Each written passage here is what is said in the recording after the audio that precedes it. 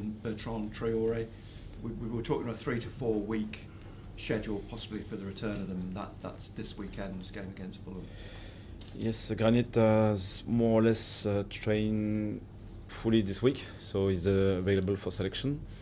It won't be the case for Berto. Next week he will rejoin the group and might be available soon. From our perspective, that probably leaves you with a difficult decision to make, but you always relish those opportunities to make these difficult decisions. It's something that you've said you haven't really got a problem about.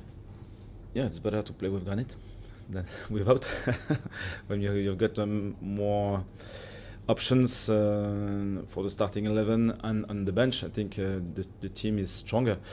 So for Granit, we'll have to be progressive, to respect the process, and it's good because now we have 3 or 4 midfielders available, and we'll have a 4th one. Someone is obviously going to miss out, but I take it they will understand the situation at the moment.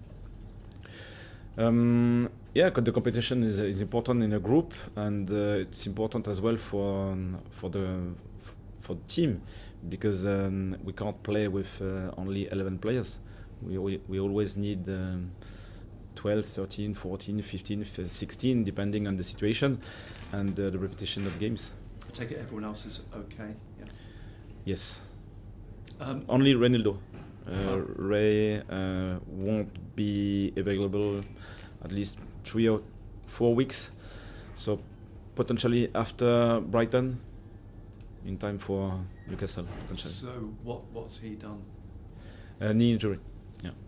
And Alderete, he was. I know you rested him last weekend, but I take it he's okay. He's okay. Yeah. The FA Cup is you've drawn Port Vale to Bristol City, but it's not ideal preparation for you because you're not going to find out who you're going to play until beginning of March. Yeah, and we'll play away from home.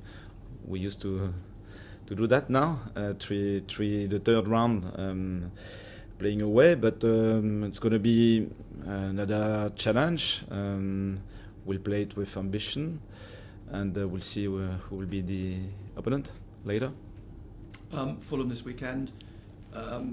Recent results not great, but I think a bit like Sunderland, the away form is maybe their Achilles heel at the moment. But nonetheless, as you saw, at Craven Cottage, a good team, won your respect, but a difficult one. Yeah, absolutely.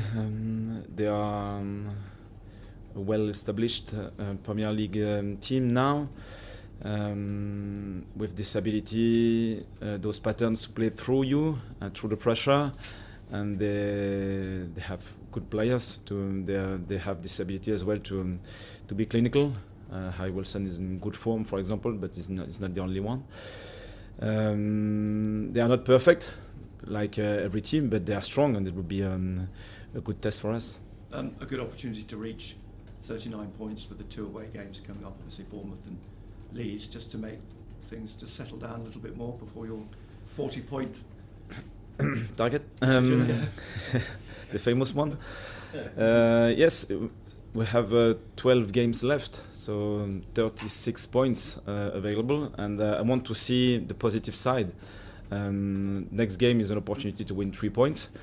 We know that in this league there are no easy games, never. We spoke about Burnley, for example, or Wolves. They are still competitive, and every weekend shows it clearly. So we are in our process. We want to stay bold, we want to stay aggressive, we want to stay ambitious, but we know that it's a learning curve. Sometimes you go through difficult moments, and we need to accept that because it's part of the process, but you learn through those difficult experiences, and we have to stay positive, we have to stay competitive from a mentality point of view. Finally from me as well, the last few weeks Trey Hume's been taking the long throws, although not so many as it seems.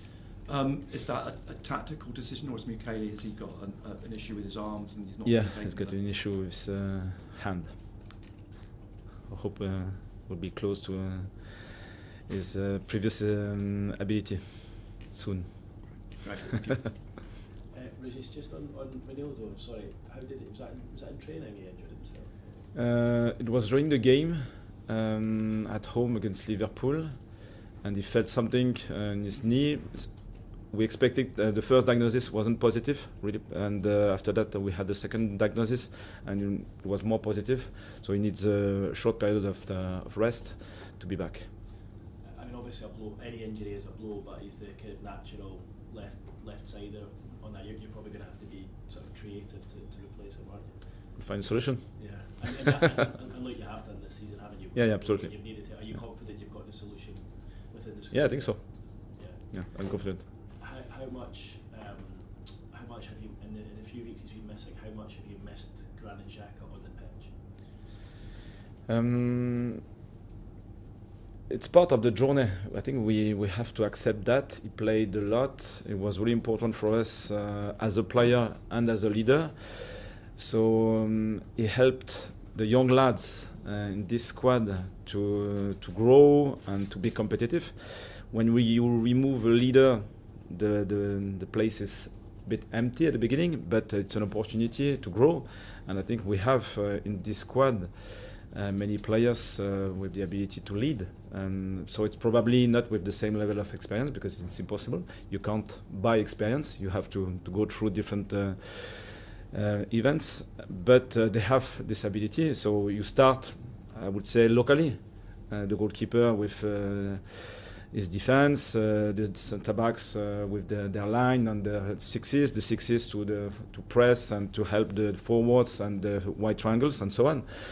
And I think you can't do that just quickly, because it's not automatic. But the lads, I think, grew through this experience. Now, if we combine both, more leadership, more experiences with Granit back, we might expect a better level.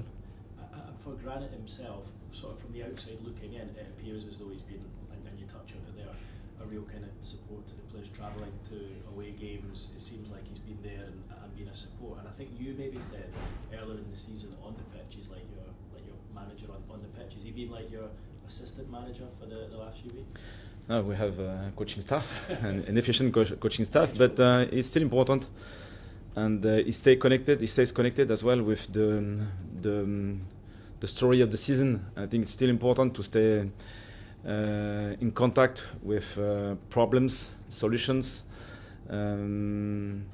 options, sometimes problems, issues in the dressing room, because it's the normal life of a football team. And so when he comes back, he's aware of everything. So it was really good for that.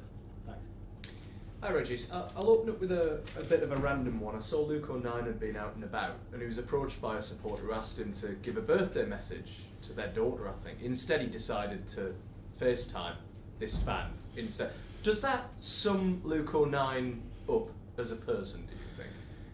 Yeah, he's really special. Special as a person, and special as a player as well. Yeah. It's really important for us.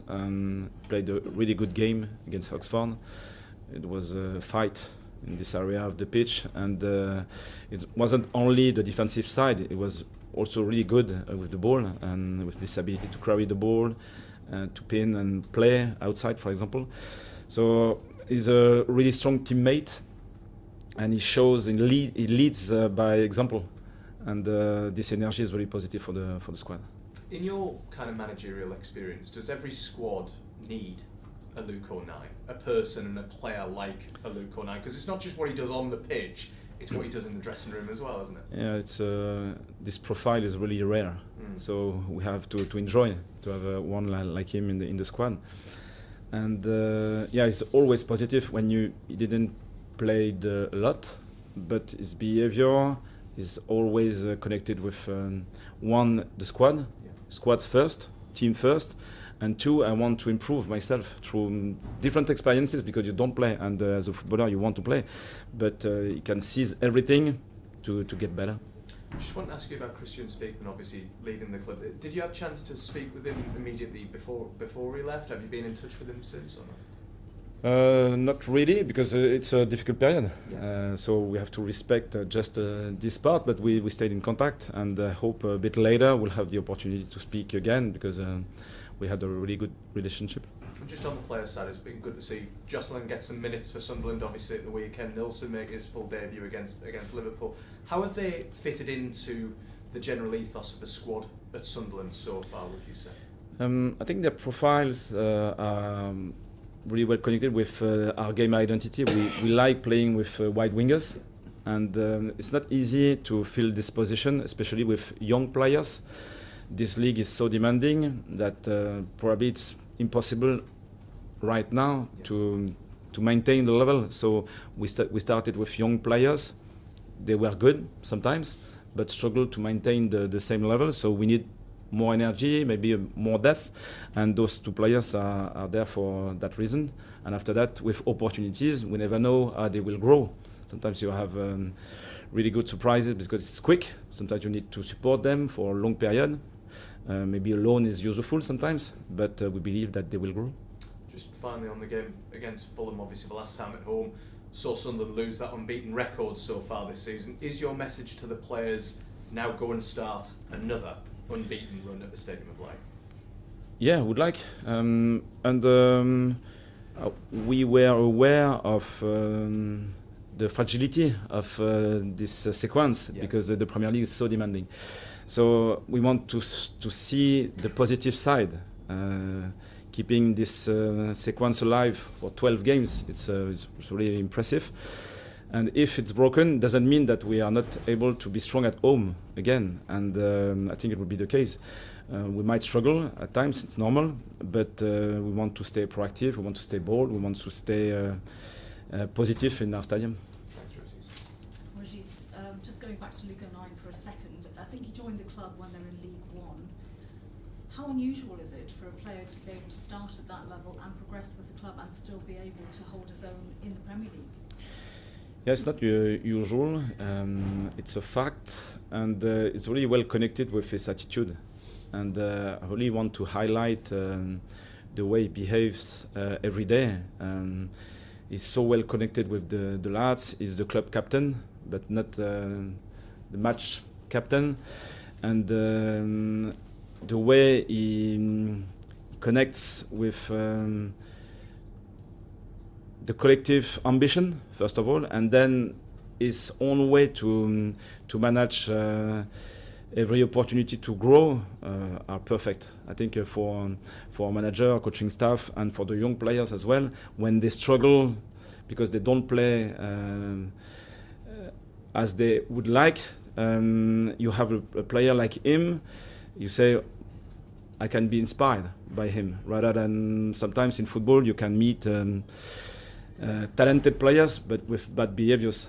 And if every day you have those behaviors under your eyes, maybe you will be inspired negatively. It's totally the opposite with Luke. And just finally, once you do reach that magic 40 points, will you be setting a new target in terms of points? Try to win the 3 points after, and we'll see. It's difficult to talk about a specific target.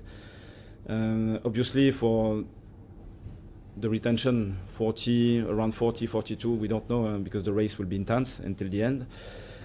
It's really important for the future of the club. After that, it's a question of ambition, but a daily ambition. The standards we can maintain or rise every day will give us the platform to grow and to be better on the pitch, and that's the main point. If you are better on the pitch, we give us more opportunities to win games.